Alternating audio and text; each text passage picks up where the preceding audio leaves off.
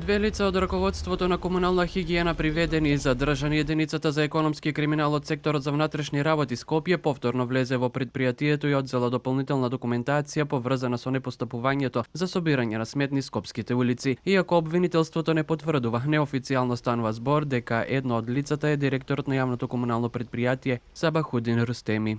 Полициски службеници по наредба на Основното јавно обвинителство Скопје денеска лишија од слобода две лица од раководството на јавното предпријатие Комунална хигиена Скопје.